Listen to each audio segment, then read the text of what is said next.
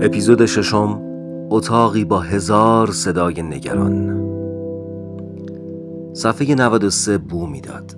شک نداشتم، یعنی شاید داشتم، نکنه فقط توهمم بود، نکنه اصلا بویی نبود و من فقط از روی عادت فکر میکردم باید باشه. تا پلک زدم خودم رو دیدم وسط یه راهروی بی نهایت، یه راهروی فرش شده با صدای قدم‌های خودم. هر قدمی که برمی داشتم یکی صدا می زد، نه کسی از بیرون. صداها توی سرم بودن. اولش صدای خیلی نازک گفت مطمئنی راه درسته؟ نری یه وقت خودتو ضایع کنی یا؟ یه صدای بم جواب داد نه بابا، راه درست همینه، فقط حواست باشه دیوارا حرف میزنن.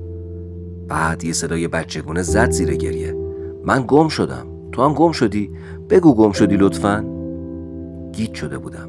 انگار وارد اتاقی شدم که فقط برای گفتگوهای درونی ساخته شده بود.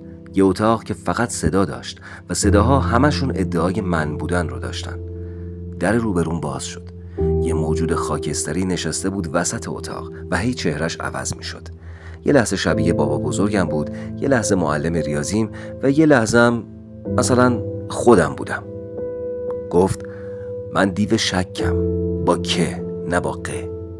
نمیذارم کاری بکنی، نمیذارم کاری نکنی. لبخند زدم و گفتم سلام دیو شک، قراره منو بخوری؟ گفت نه ما شکاک ها رو نمیخوریم، ما فقط پیشنهاد میدیم. مثلا اگه الان بپری توی اون سوراخ شاید خوشبخت بشی، ولی خب شایدم بمیری. ولی اگه نپری چی؟ شاید شانس تو از دست بدی، ولی پریدن هم ریسکه. ولی وایسا، شاید این اصلا یه دام باشه. گیج شدم. نشستم و گفتم باشه، بیاین رأی بگیریم. صداها توی سرم شروع کردن رأی دادن. بعضیا با لهجه، بعضیا با تته پته، یکی با جیغ، یکی با ناله. آخرش یه صدا گفت تو همین الانم مرددی، پس تصمیم تو گرفتی.